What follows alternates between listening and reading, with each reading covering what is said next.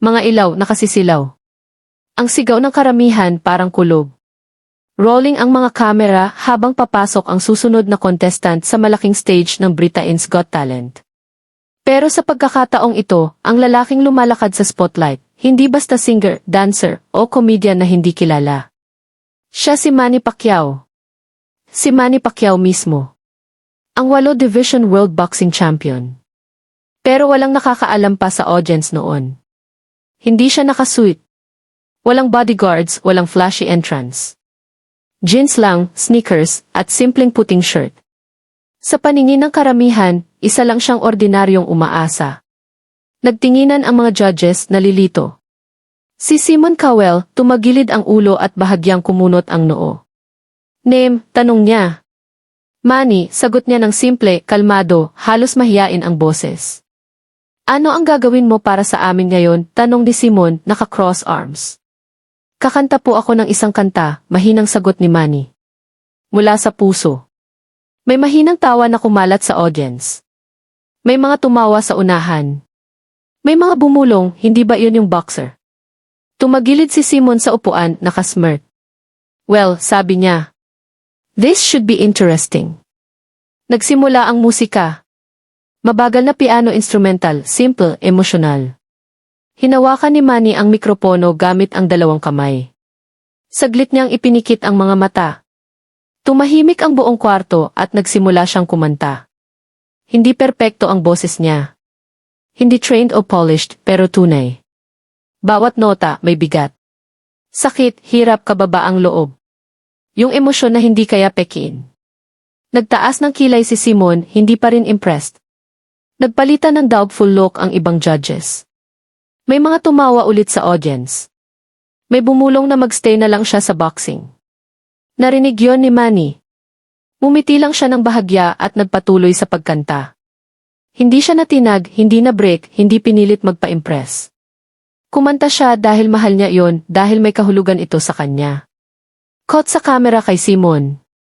Hindi mabasa ang mukha niya. Baka itigil na niya ang performance.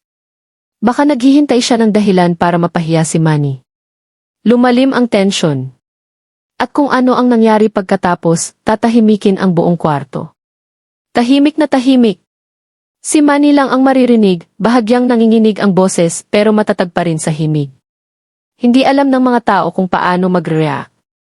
Hindi ito yung usual na performance sa talent show. Walang malalakas na dance moves, walang backup tracks, walang vocal runs, isang lalaki lang na may mikropono, raw, tunay at vulnerable. Pero si Simon Cowell, nakaupo sa harap, tumagilid sa upuan niya na may usual na skeptical look. Tinignan niya si Manny mula ulo hanggang paa, at lumipad ang labi niya sa pamilyar na half smile na laging ibig sabihin ay gulo. Bumulong siya sa katabi niyang judge. Tatakpan nito ang tawa. Nahuli ng kamera iyon, yung klase ng reaksyon na lagi pinagtatawanan ng audience, at tumawa nga sila. Kumalat ang mahinang tawa. May mga mock applause. May sumigaw mula sa likod, stick to boxing. Nahuli ng mikropono. Hindi pinatay ng producers. Hindi nila ginagawa iyon. Lumalim ang smirk ni Simon. Okay, bigla niyang sabi, pinutol sa kalagitnaan ng verse. Hold on eh. Tumigil si Manny. Humina ang musika. Tumayo siya ng tahimik, mikropono sa kamay, humihinga ng mahina. Lumapit si Simon, siko sa mesa. Let's be honest, sabi niya sa malamig na tono na kanya lang kaya. Isa ka sa pinakadakilang boxer sa mundo, pero hindi ito boxing. Ano ang nagpaisip sa'yo na pwede kang kumanta? Nagbulungan ang audience. May mga napangiwi. May mga tumango. Hindi agad sumagot si Manny. Tumuho lang siya sandali tapos tumingala ulit. Hindi po ako pumunta rito para patunayan ang kahit ano, sabi niya ng kalmado. Gusto ko lang ibahagi ang nasa puso ko.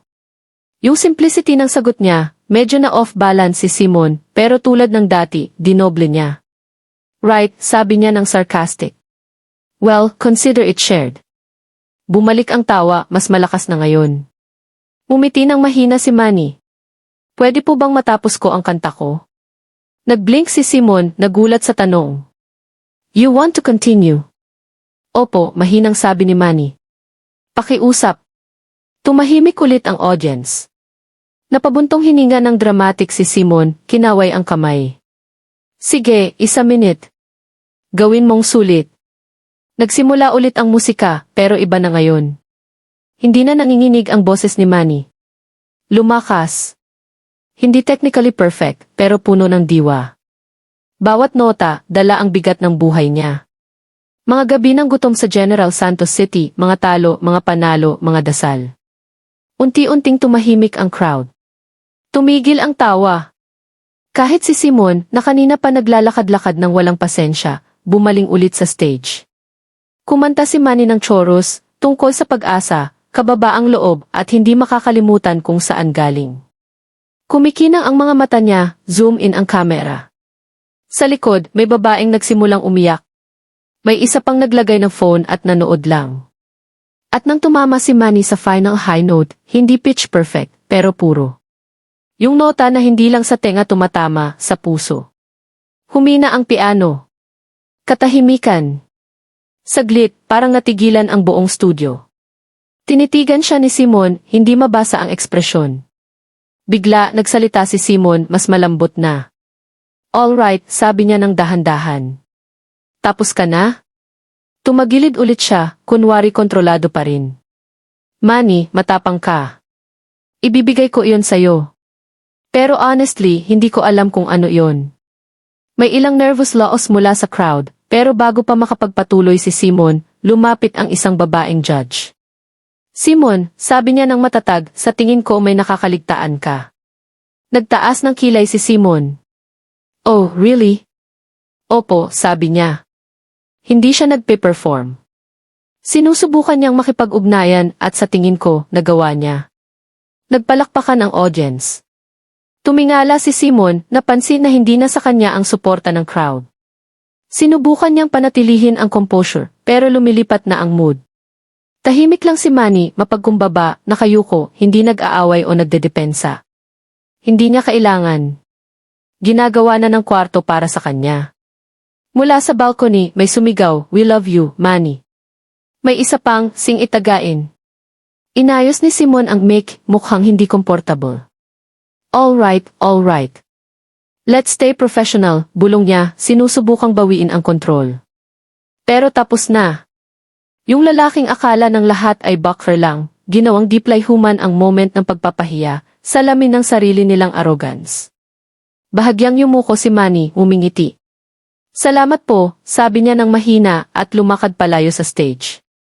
Nagpalakpakan ang crowd, hindi dahil perfect, kundi dahil tunay. At sa gitna ng malakas na palakpakan na iyon, si Simon Cowell, sa unang pagkakataon, walang masabi na matalino. Nakakita ka na ba ng taong pinagtatawanan sa publiko pero nanatili pa ring mataas ang ulo? Comment yes kung nakakita ka na ng tunay na grace. Sa backstage, parang may kuryente.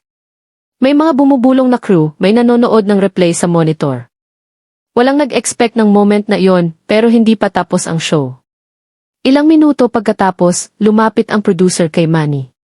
Gusto raw makipag-usap sa'yo ni Simon, sabi niya ng maingat. Tumango si Manny, kalmado pa rin, at sinundan siya pabalik sa stage. Paglabas niya, sumabog ang palakpakan. May sumisigaw, may nagcha-chant ng pangalan niya. Zoom in ang camera habang inaayos ni Simon ang mic at lumapit. Alright, sabi ni Simon ng dahan-dahan. Bibigyan ka namin ng isa pang chance. Isang kanta pa. Hindi ito generosity challenge. Matatalim ang tono, parang gusto niyang mapahiya ulit si Manny sa publiko. Tumango lang si Manny. Salamat po, sir. Madilim ulit ang lights. Tumuwo ang pianist, naghihintay ng cue. Bahagyang tumango si Manny at nagsimula ang melody. Walang tawa ngayon, walang bulungan, tahimik na anticipation lang. Malambot at solemn ang musika. Ipinikit ni Manny ang mata at nagsimulang kumanta ulit, ibang kanta, tungkol sa pagtitiis, sa pagtayo kahit duda ang mundo. Ang unang linya, malambot, halos marupok. Pero biglang nagbago. Lumalim ang boses niya, lumakas, lumiwanag. Bawat nota, puno ng emosyon. Bawat salita, parang dasal. Sa audience, unti-unting lumapit ang mga tao. Naramdaman ang paglambot ng mga puso, pagkabukas ng mga dingding. Naka-cross arms pa rin si Simon pero hindi na inalis ang tingin sa stage. Kumanta si Manny ng buong buo. Walang microphone tricks, walang autotune, walang takot, katotohanan lang. Pag-zoom in ang camera, kita ang luha sa mata ng ilang audience. May isa sa front row na naglagay ng kamay sa dibdib. At nang marating ni Manny ang chorus, yung malakas na linya tungkol sa hindi pagpapahintulot na tukuyin ka ng pagkatalo, unti-unting nagpalakpak ng mahina sa erikibet ang audience. Isa-isa, sumali sila. Kahit sa judges table, nagbago. Mumingiti ang ibang judges, tumatango sa beat. Si Simon, hindi pa rin nagsasalita, pero hindi na malamig ang mata niya. Nakikinig na siya. Talagang nakikinig. Nang tumama sa final high note si Manny, huminto ang musika. Pinigilan ng crowd ang hininga. At katahimikan. 2 segundo walang gumalaw. Bihirang moment ng pagkakaisa sa maingay na studio na iyon. Tapos nangyari. Isang tao tumayo at nagpalakpak. Sunod-sunod, isa pa, isa pa. Sa ilang segundo, nakatayo na ang buong studio. Standing ovation, malakas, mula sa puso, hindi mapigilan. Parang kulog ang tunog sa buong hall. Tumingala si Simon, mukhang hindi alam kung paano mag-react. Hindi siya sanay na nasa mali ang side ng emosyon ng crowd. Yumuko ng malalim si Manny, kamay sa dibdib. Hindi siya ngumiti ng mayabang o nagmalaki, pasasalamat lang. Nang humupa ang ingay, nilinis ni Simon ang lalamunan, lumapit sa mic. Well, sabi niya, sinusubukang maging composed. Hindi ko inexpect yon. Tumawa ang crowd, pero mainit na ngayon, hindi nanunuya. Huminto ulit si Simon tapos mahinang dagdag.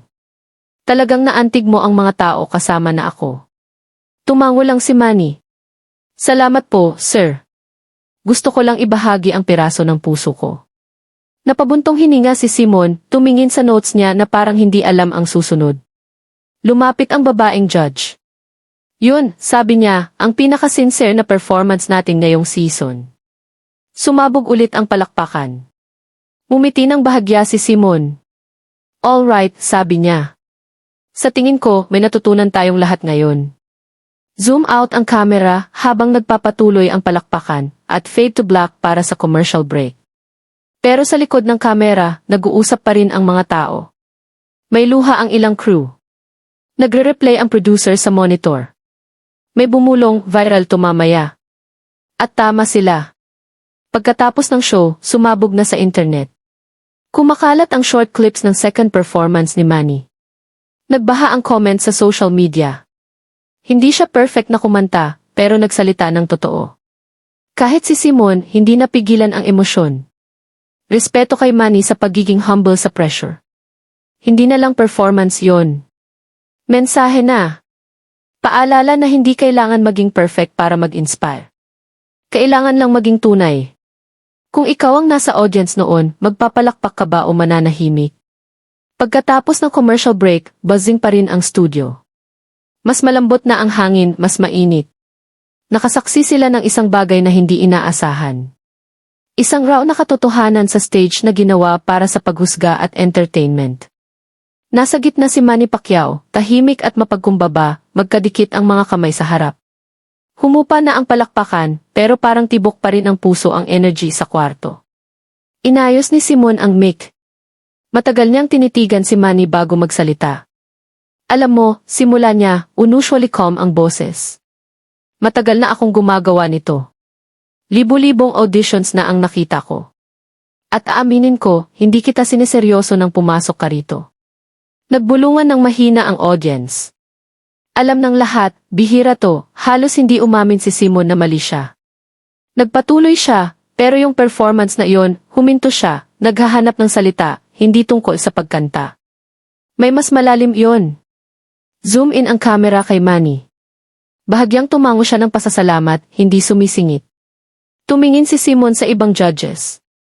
Hindi madaling tumayo rito sa harap ng milyon at maging ganoon ka-vulnerable. Karamihan, aalis na pagkatapos ng unang tawa, pero hindi ka umalis. Nagpalakpakan ulit ang audience, mas mahina ngayon, senyales ng respeto. Lalong lumambot ang tono ni Simon. Pinapaalala mo sa lahat sa kwartong to, kasama na ako, na minsan hindi perfection ang nakakaantig sa tao. Ang katapatan. Yun na. Yung moment na paulit-ulit na ipapakita mamaya. Yung moment na bumaba ang wall ni Simon Cowell, ang pinakamatigas na kritik sa mundo. Nagpa ng kamera sa audience, tumatango ang mga tao, may nagpupunas ng luha, may ngumingiti ng tahimik. Mahinang nagsalita si Manny sa mic. Salamat po, sir. Hindi po ako ang pinakamagaling kumanta, pero naniniwala ako na binigyan tayo ng Diyos ng bawat isa ng isang bagay na espesyal na ibahagi. Gusto ko lang ibahagi ang akin. Sumabog ulit ang crowd. Hindi yung wild na cheering, kundi yung mula sa puso. Yung ibig sabihin, naramdaman nila talaga. Umiti ng tunay si Simon gayon. Well, nagawa mo iyon at maganda ang ginawa mo. Nagsalita rin ang ibang judges. Pinupuri ang courage at humility niya. Sabi ng isa, sa tingin ko ngayong gabi, may natutunan ang lahat tungkol sa puso kaysa sa talento. Yumuko ng may respeto si Manny, magkadikit ang mga kamay sa pasasalamat. Lumapit ang host sa stage, mikropono sa kamay. Mga kababaihan at lalaki, isang malakas na palakpakan pa para kay Manny Pacquiao. Tumayo ulit ang crowd, isa pang standing ovation. Kahit si Simon, mabagal pero sincere ang pagpalakpak.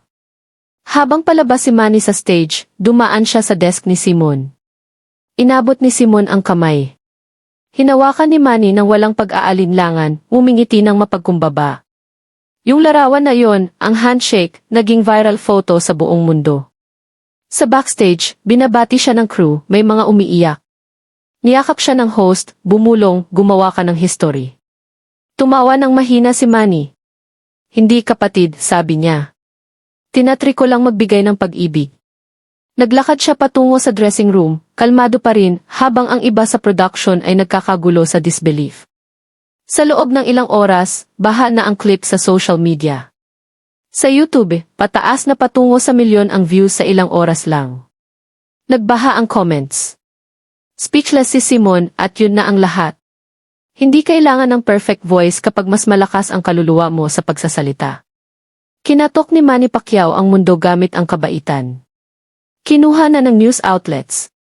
Boxing legend brings Simon Cowell to tears. Nagdebate sa talk shows. Naglabasan ng reaction videos overnight. Sa unang pagkakataon sa maraming taon, hindi dahil sa insulto si Simon ang trending. Dahil sa pagiging tao niya. Samantala, tahimik lang si Manny. Walang post, walang yabang. Pag tinanong ng reporters, simple lang, nagpapasalamat ako na may naramdaman ang mga tao.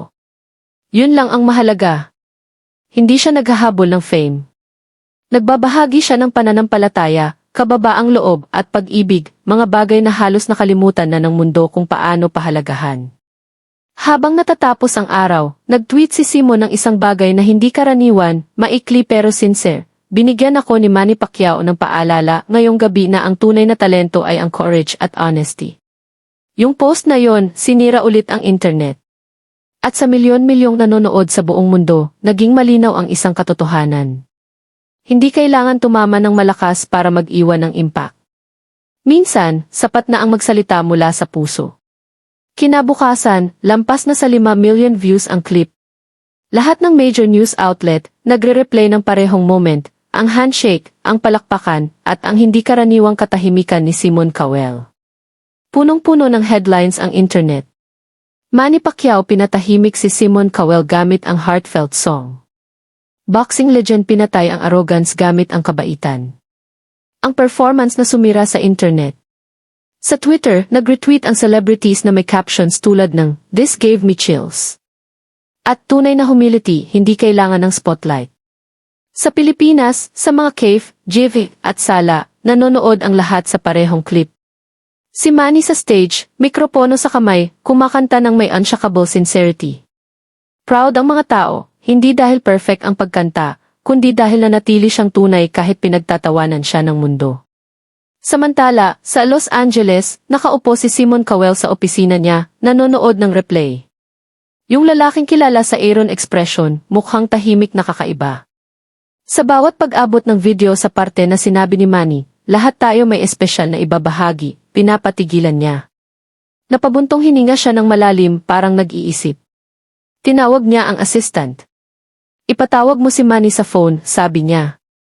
Sabihin mo gusto ko siyang makausap personally. Habang inaayos ang tawag na iyon, nagpapatuloy ang reaksyon ng mundo. Nagdedebate ang talk shows kung ipinakita ba ng clip ang mas malambot na side ni Simon. Nag-upload ang reaction channels ng frame-by-frame breakdown ng expressions ni Simon. Libu-libong comments ang pumupuri sa calmness ni Manny sa ilalim ng apoy. Nagbigay siya ng masterclass sa Grace. Hindi mo mapapahiya ang taong payapa sa sarili. Ang pinakamalakas na tao sa mundo, ipinakita kung ano talaga ang tunay na lakas. Kahit yung mga hindi nanonood ng boxing, kilala na ngayon ang pangalan niya. Mamaya sa hapon, pumasok si Manny sa maliit na interview room na inayos ng network. Emosyonal pa rin ang host, tanong, paano ang pakiramdam ng tumayo ka roon habang tinatawanan ka ng mga tao? Umiti ng mahina si Manny. Naranasan ko na pong mapahiya sa ring sa buhay. Natututo kang hindi sagutin ang galit ng galit. Manatili kang kalmado. Ang katotohanan, laging mas malakas kaysa pride. Yung clip mula sa interview na iyon, nagdagdag pa ng gasolina sa kwento. Sa loob ng ilang oras, trending hash isa worldwide ang performance ni Manny Pacquiao. Pero sa likod ng viral noise, may mas malalim na nangyayari. Nagsimulang mag-share ang mga tao ng sariling kwento sa comments. Mga kwento ng pagtawanan, pag-underestimate, pagsabing hindi sapat. Libu-libong mensahe, binigyan niya ako ng courage na kumanta ulit. Mag-a-audition ako bukas. Salamat, Manny. Pinanumbalik niya ang paniniwala ko sa kabaitan. Sa unang pagkakataon, hindi sinisira ng internet ang isang tao. Binubuhat nito. Mamaya sa gabi, nag-record si Simon Cowell. Sa short interview clip, umamin siya, mali ako. Yung lalaking yon, pinapaalala sa akin na hindi lang tungkol sa boses ang talento. Tungkol sa katapatan. Pinahiyan niya ako. Yung moment na ipalabas live at hindi makapaniwala ang mga tao. Ilang oras pagkatapos, nag-post si Manny ng isang mensahe sa social media. Salamat sa lahat ng pagmamahal. Pero pakiusap, tandaan natin, walang dapat husgahan base sa itsura o expectation. Lahat tayo, higit pa sa nakikita ng tao. Yung quote na yun lang, milyon-milyong likes at shares. Ginamit ng teacher sa classroom. Sinipin ng motivational speaker sa seminars. Nagprint ang fans sa posters. Sa Manila, nagtipon ang fans sa kalye, may banners na i-heart over talent. Sa London, in-upload ng Britain's Got Talent team ang official full performance. Sa loob ng 24 oras, 20 million views na. Punong-puno ng suporta ang comment sections. Naramdaman mo ang kaluluwa niya sa bawat nota. Ito ang kailangan ng mundo ngayon. Kahit si Simon Cowell naramdaman niya, yun na ang lahat. Kalaunan, kinumpirma ng producers na naging pinaka-watched performance sa history ng franchise. At si Simon, sa unang pagkakataon sa career niya, nagtapos ng episode na may public statement. Nakaharap sa kamera, minsan, nasanay tayo sa paghusga kaya nakakalimutan natin ang pakikinig. Ngayong gabi, naalala ko kung bakit umiiral ang show na to, para hanapin ang puso, hindi lang talento. Nagpalakpakan ang audience. Pero hindi para kay Simon ang palakpakan. Para kay Manny. Dahil sa isang gabi, binago niya ang kahulugan ng panalo. Sa backstage, lumapit ang staff member kay Manny. Hindi ka lang kumanta. Sir, nagbago ka ng isang bagay. Ngumiti ng mapagkumbaba si Manny. Kung naabot ng puso ko ang isa lang, sagot niya, sapat na yon. Tumingin siya sa walang laman na stage kung saan nangyari lahat. Dim na ang lights. Nagpa-pack up ang crew. Sa ilalim ng hininga, bumulong siya, salamat. Fade to black ang camera. Nakaranas ka na ba na maliitin pero napatunayan mong mali sila? Type yes kung alam mo yung feeling. Kinabukasan pagkatapos ng viral storm. Mababa ang gray skies ng London, pero sa loob ng studio offices ng Britain's Got Talent, may kakaibang nangyayari. Hindi na tungkol sa ratings ang usapan ng producers, editors, at staff. Si Manny Pacquiao ang pinag-uusapan. Lahat nanood ng clip ng maraming beses. Kahit yung coffee lady sa sulok, may luha sa mata ng sabihin, yung lalaking. Yon, pinakadalisay na kaluluwa. Nakaupo si Simon Cowell mag-isa sa dressing room, nakatitig sa phone. Pumupuno ang notifications. Libu-libong messages, mentions, tags. May tumatawag sa kanya cold, arrogant, heartless. Pero may iba ring tumatawag sa kanya brave dahil umamin siyang mali. Pero hindi pa rin satisfied si Simon. May nararamdaman siyang mas malalim.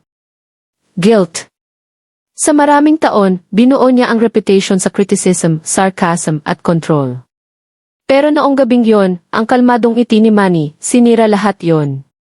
Walang itinaas na boses, walang galit na ipinakita, ipinaalala ni Manny kung ano talaga ang tunay na power. Kababaang loob. Binasa ulit niya ang comments. Simon, this time you met your match. Hindi siya lumaban kay Pacquiao gamit ang kamao, lumaban siya gamit ang grace. Kahit si Simon natuto ng lesson. Napabuntong hininga siya at tumingin sa salamin. Sa unang pagkakataon, hindi niya nakita ang confident judge na kinatatakutan ng lahat. Nakita niya ang isang lalaking nakalimutan kung paano makinig. Tumayo si Simon, binutons ang jacket, at lumabas ng kwarto. May kailangan siyang gawin face-to-face. Sa dulo ng hallway, nag-i-interview si Manny sa production team. Pag nakita niya si Simon na pumasok, tumayo siya ng magalang, ngumingiti. Good morning, sir.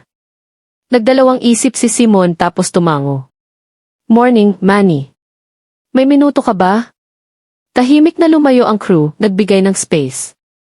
Rolling pa rin ang cameras, alam nilang importante to, huminga ng malalim si Simon. Look, kagabi, matindi ako. Mali ang pagusga ko sa'yo. At honestly, marami na akong ginawa noon yan. Pero nang tumayo ka roon, nang hindi mo hinayaan ang pride o galit na maghari, napagtanto ko ang isang bagay. Tahimik na naghintay si Manny, nakikinig. Nagpatuloy si Simon, mas malambot na ang boses. Ipinakita mo sa mundo na hindi kailangang sumigaw ang respeto. Hindi mo sinubukang manalo sa argumento. Ipinakita mo lang ang katotohanan mo. At yung katotohanan na yon, pinahiya ako. Katahimikan sa buong kwarto. Frozen ang ilang crew, may nagre-record ng tahimik sa phone. Umiti ng mahina si Manny. Salamat po, sir. Wala po akong hinanakit sa inyo. Naniniwala ako na lahat tayo natututo sa isa't isa. Tumango si Simon, bahagyang kumikinang ang mata. Tinuruan mo ako ng isang bagay na dapat matagal ko nang alam. Na walang kwenta ang talento kung walang puso.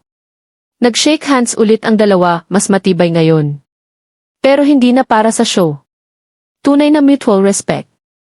Yung clip na iyon, personal na paghingi ng tawad ni Simon Cowell kay Manny Pacquiao, naging susunod na viral wave. Nagbaha sa internet na may titles tulad ng kay Simon Cowell admits he was wrong at the fan stunned. Pinatunaw ni Pacquiao ang puso ni Simon gamit ang humility. Hindi mapigilan ng mundo ang panonood.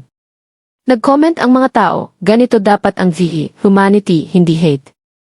Ang apology ni Simon, tunay na growth. Maganda ang forgiveness sa kanilang dalawa.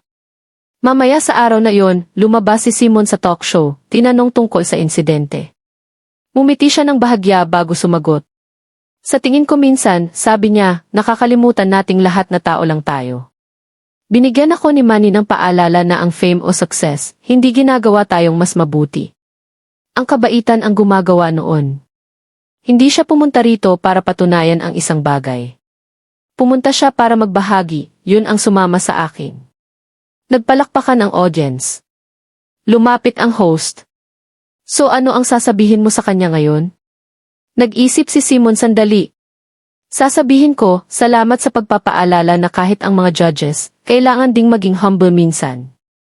Yung clip na yun lang, milyon-milyong views.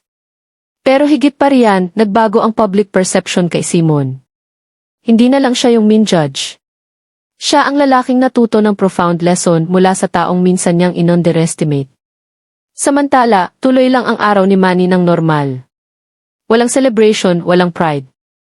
Pag tinanong ng journalist kung paano niya naramdaman ang apology ni Simon, simple lang, madali ang pagpapatawad kapag malinis ang puso. Yung 7 salita na iyon, naglakbay sa buong mundo. Sinipin ng mga pastor, motivational speakers, kahit world leaders. Naging simbolo ang kwento ng fighter na lumaban gamit ang kabaitan kung paano magkakasama ang lakas at kababaang loob. At sa gitna ng lahat ng ingay, pareho pa rin si Manny, grounded, peaceful, ngumingiti. Pag tinanong kung kakanta pa ba siya ulit, tumawa siya ng mahina. Kakanta pa ako, sabi niya, pero hindi para sa fame. Kakanta ako para sa pananampalataya. Nagdaan ang mga araw, naging linggo, pero hindi nawala ang moment. Patuloy na nagdo-dominate sa internet ang video ng performance ni Manny Pacquiao at heartfelt apology ni Simon Cowell.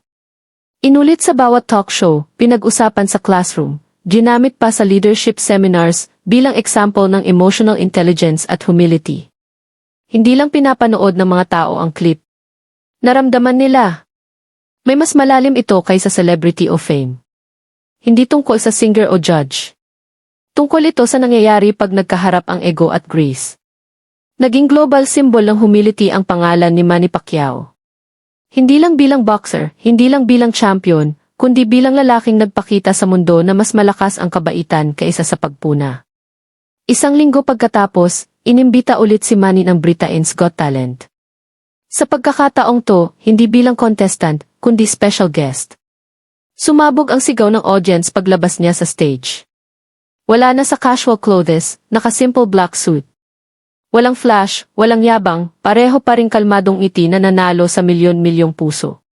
Tumayo si Simon mula sa upuan habang papalapit si Manny sa judges panel. Saglit, katahimikan sa buong studio. Tapos inabot ulit ni Simon ang kamay, at sa pagkakataong to, sinabi niya ang isang bagay na pinatayo ang audience. Mga kababaihan at lalaki, simula ni Simon, matatag pero emosyonal ang boses. May mga tao na nanalo ng trophies, at may mga tao na nanalo ng puso. Ngayong gabi, tinatanggap natin ulit ang lalaking gumawa ng pareho. Sumabog ang palakpakan. Bahagyang yumuko si Manny, visibly moved. Inabot ng host ang mikropono. Manny, nakita ng mundo ang nangyari noong gabi na yon. Pero gusto ng mga tao malaman kung ano ang nasa isip mo nang magduda si Simon sa'yo. Huminga si Manny tapos umiti ng mahina. Hindi po ako nagalit, sabi niya ng malambot. Malungkot lang ako na nakakalimutan ng mga tao. Lahat ng tao, nararapatang igalang kahit sino pa sila. Hindi ako pumunta rito para patunayan ang kahit ano. Pumunta ako para ipaalala na lahat tayo may boses na karapat-dapat pakinggan. Katahimikan ulit sa studio.